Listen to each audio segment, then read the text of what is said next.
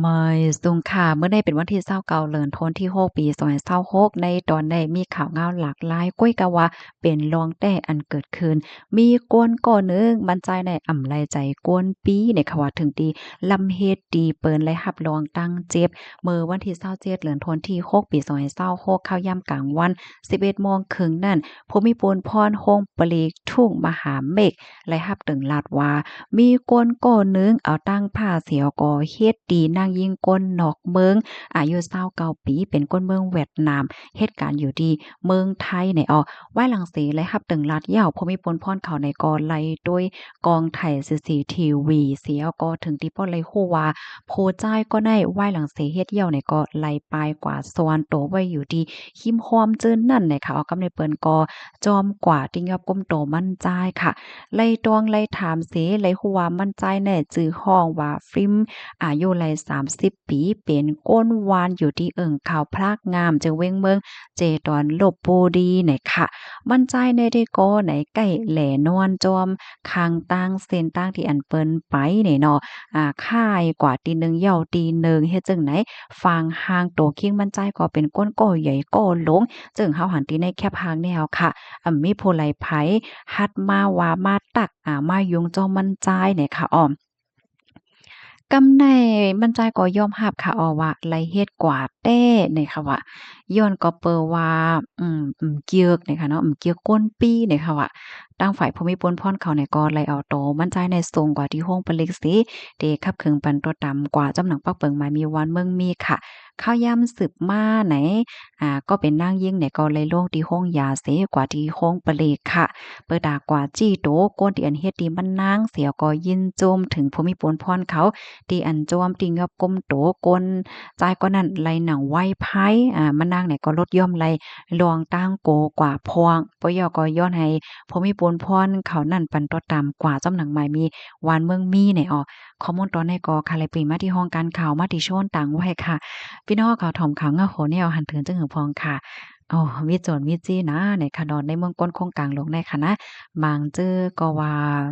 โอ้ยปีก็พิษดอกมันก็พิษติไหลจักหือหลานน่านเฮ็ดแหน่เนาะบางเจ้อก็ว่ามันใจเนี่ยมันเจอก้นปีบ่ถานว่าโตมันใจเนี่ยยอมนะเนาะนี่ค่ะว่าพี่น้องเขาโลหันเถินจังหือพวางปันตาหันถึงว่าไลเนี่ยค่ะเนาะลูกดีข่าวเงาโหนในเสแลกำในเข้ามาถ่อมด้วยข่าวเงาแทงตอนหนึ่งค่ะในก็เป็นแห่งการในเนาะ กว่าจู้ลูกจ้ายอ่อนเปิ้นกินน้ำเมาเนี่ยแหละปอเปิ้นอ่ำห้านใจเสเฮ็ดดีถึงที่พ่อเลยรับรองตั้งเจ็บกว่าเมื่อวันที่27เดือนธันวาคมที่6ปี2026ข่าวยาม กลางคืน11โมงเนาะทางฝ่ายภูมิพลพรเขาและรับเติงลาดว่ามีลวงพิษหม้อกันเฮ็ดดีกันถึงดีมีก้นเจ็บดีซอย13ห้วยใหญ่เจเว้งบางระมุงเจดอนชลบุรีไหว้หลังเสและรับเติงลาดยอกอและกับสารตั้งฝ่ายเกี่ยวข้องสิลงปืนดีกว่ากดทัดด้วยเพราะว่ากว่าถึงเหย้าในก็เลยกว่าครบทบหันนายซื้ออายุ28ปีเป็นคนเมืองคมตุ้มเนี่ยค่ะว่า ถ่อมด้วยจื้อย่อได้ก็เนาะนายซื่อเนี่ยค่ะว่าได้ก้อยกะว่าในข่าวได้เพิ่นก็เตรียมว่าเป็นคนเมืองคมตุ้มได้เนาะไล่รับรองตั้งจีบเฮ็ดจังได๋อ้อมทางฝ่ายภูมิพลพรเขาก็ไล่เอาโตมันจ่ายในสูงกว่าที่โรงยาค่ะคิมฮอมนั่นเนี่ยก็เลยคบทบหันนายปลาจบอายุ46ปีมันจ่ายก็ปลายกว่าดังไหลค่ะเนาะก็ไปมอบตัวบรรพมิตรพรเขาอยู่เนี่ยค่ะนายปลาจบลาดว่าอันเฮ็ดกว่าได้แต่ก็ย้อนก็เปิ้นว่าใจจ้าใจล้ำค่ะผู้จ่ายแฮงการนั้นมาโจลูกจ่ายอายุจังหาเลย6ขบกว่ากินน้ำเมาอะปยก็มาอุ้มเอาลูกจ่ายมันจ่ายให้เนี่ย มาโอมาหอบลูกใจมั่นใจไหนมั่นใจเนี่ยมันป้อใจนะก็เลยหลาว่าย่อว่าตวยกำในก็เอาตั้งผ้าว่าหาไว้เนี่ยมาเฮ็ดจ้อมนั่นขนาดถึงดีผู้ใจแห่งกันนั่นเลยรับรองตั้งเจ็บกว่าเนี่ยค่ะไว้หลังเสพเป็นยอมั่นใจก่อมปลายกว่านี้เลยค่ะก็ไปมอบตัวบรรพมิตรพรเขาอยู่กำในภูมิพลพรเขาเนี่ยก็เลยเอาตัวส่งกว่าที่ห้องปลิสีเด็กขับขึงเป็นตัวต่ำกว่าจำหนังปักเปิงมามีวันเมืองมีข้อมูลตัวในค่ะเลยเป็นมาที่ห้องการข่าว Workpoint ต่างไว้ค่ะ พี่น้องเฮาข่าวถ่อมข่าวเงาโหนยาวหันถึงจังหือค่ะแน่ ปันตาหันถึงมาไรค่ะบางก็ได้มีความถามกันน่ะว่าโอ้มันเป็นไรอยู่5ก้นกว่าโจ้ลูกอ่อนกินน้ำเมาอะสังว่าเจ้านายเฮ็ดเนี่ยเนาะบางเจ้อก็ว่ามันเป็นไรโย่เฮ็ดเนี่ยเนาะบางเจ้อก็ว่าบางทีบางตอนก้นบางก้อนเนี่ยมันเป็นเตเอานะโจ้ลูกอ่อนมาจ้ามด้วยอะมาจ้ามกินด้วยน้ำเมาแลมาหลุดด้วยอันใดอันนำมีหยังก็หลุดด้วยเลี่ยนยาและสังเล่นเนี่ยเขาก็เอาตั้งซื้อตั้งเกี่ยวให้ก็โจ้ลูกอ่อนเฮ็ดบางก้อนเนี่ยก็มีฝิ่งยามจังนั้นเตอ้อเนี่ยค่ะว่าพี่น้องเขาค่ะลูกหันถึงจึงพองค่ะจ่องม่วนว่ามันมีเตค่ะยอก็จ่องยามหันค่ะก้นตีอันช่อเปิ้นกินน้ำเมาว่าสังว่าเจ้านายเฮ็ดเนี่ยนะก็ปันทหารถึงมาไล่เนี่ยค่ะมันมีอยู่ปอกหนึ่งค่ะนะค่ะที่ย้อนไขเนี่ยพี่น้องเฮาค่ะ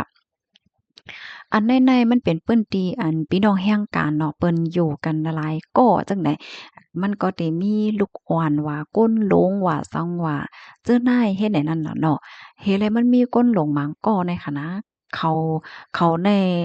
แกงลูกอ่อนน่ะเอาน้ำเมาเนี่ยใส่กอกให้เอาก็ราดลูกอ่อนว่าเนี่ยเป็นน้ำลิบกินเลยกินแลเนี่ยว่าเพิ่นลูกอ่อนกินกว่าก็มันเป็นน้ำเมานั่นค่ะน่ะเอาลูกอ่อนแน่เมาว่าหังว่าเฮ็ดแหนแปดให้เนี่ยเยี่ยวก็โคลูกอ่อนให้เนี่ยพี่น้องมันมีหลองเฮ็ดต่างทางจังไหนเนี่ยว่าเขาหาเนี่ยก็เป็นอันตกใจให้เนี่ยเนาะอันเต้มันแน่เพราะว่ามาค่ะเนาะลองเลี้ยงน้ำเมาลูกอ่อนเล็กเนี่ยแต่หันถึงว่ามันก็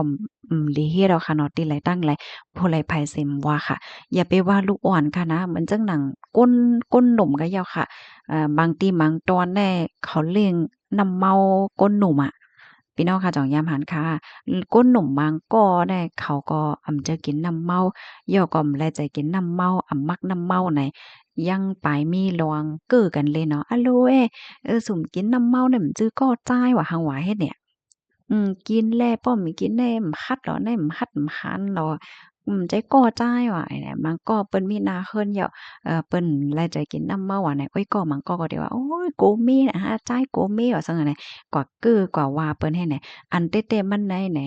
ลองคุยชวนให้เปิ้นกินน้ำเมาค่ะนะว่าสิเป็นก้นอิหยังเสี้ยนไหลก็เหยาะมันตื้นหลีค่ะเนาะบ่ฮักกันน่ะอย่าไปช่วย